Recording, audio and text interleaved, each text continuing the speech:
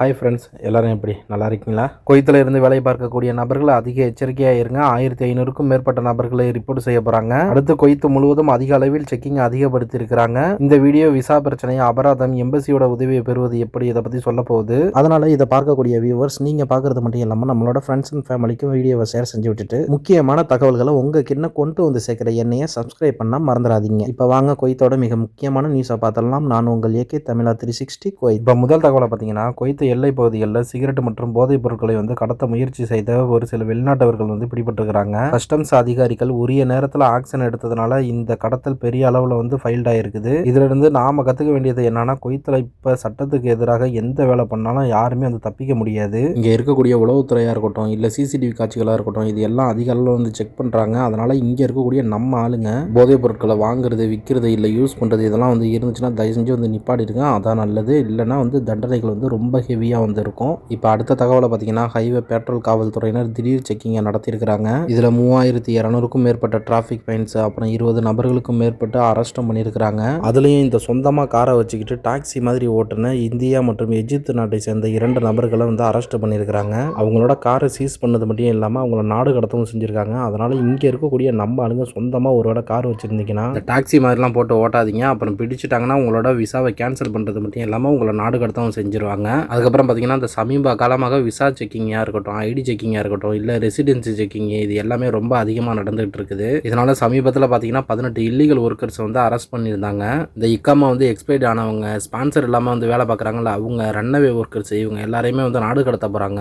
அதுலேயும் பார்த்தீங்கன்னா நாடு கடத்துறதுக்காண்டி 1500 நபர்களோட லிஸ்ட்டை தயார் பண்ணி வச்சிருக்காங்க. அதுவும் மார்ச் 28க்குள்ள நாடு கடத்த போகிறதா சொல்லியிருக்கிறாங்க.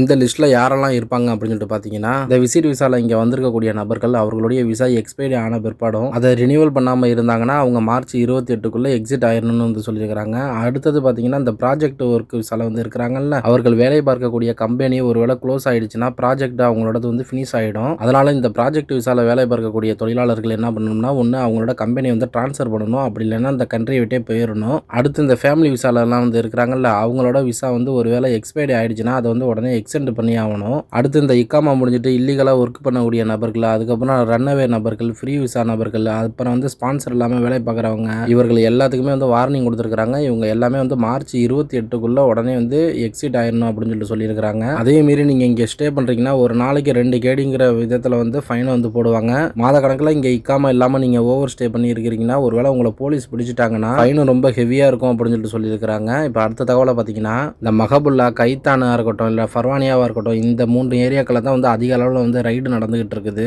நீங்கள் இந்த ஏரியாக்கள்ல எல்லாம் இருந்தீங்கன்னா உங்களோட டாக்குமெண்ட் எல்லாத்தையும் கரெக்டாக வச்சுக்கோங்க. பிறகு விசாவோட வேலிடிட்டி, ஐடியோட வேலிடிட்டி, இது எல்லாம் கரெக்டாக இருக்கான்னு சொல்லிட்டு ஒரு தடவை செக் பண்ணிக்கங்க. ஒருவேளை உங்களுக்கு லீகல் ப்ராப்ளம் ஏதாவது இருந்துச்சுன்னா நீங்கள் எந்த நாட்டை சேர்ந்த தொழிலாளர்களோ அந்தந்த நாட்டு தூதரகத்தை கான்டாக்ட் பண்ணுங்க. இப்போ நீங்கள் இந்தியாவாக இருந்தீங்கன்னா இந்திய தூதரகத்தை கான்டாக்ட் பண்ணுங்க. இலங்கையாக இருந்தீங்கன்னா இலங்கை தூதரகத்தை கான்டாக்ட் பண்ணுங்க. அந்தந்த நாட்டு தூதரகங்கள் எமர்ஜென்சி பாஸ்போர்ட், டிக்கெட் ஹெல்ப், அப்புறம் எக்ஸிட் ப்ராசஸுக்கு உதவி பண்ணுவாங்க. வீடுகள்லையோ இல்லை கம்பெனிகள்லையோ நீங்கள் வேலை பார்க்குறீங்கன்னா உங்களுக்கு ப்ராப்ளம் அதிகமாக இருக்குது, உங்களை துன்புறுத்தம் செய்கிறாங்கன்னா இங்கே இருக்கக்கூடிய நம்ம தமிழ் அசோசியேஷனை நீங்கள் கான்டாக்ட் பண்ணுங்க. அவங்க உங்களுக்கு ஹெல்ப் பண்ணவும் செய்வாங்க. இந்த தகவல் உங்களுக்கு பயனுள்ளதாக இருக்கும் என்று நினைக்கிறேன். மேலும் இது போன்ற தகவல்களை நீங்கள் உடனுக்குடன் தெரிந்து கொள்ள நம்மளை சப்ஸ்கிரைப் பண்ணி ஃபாலோ பண்ணீங்க. See you நண்பா.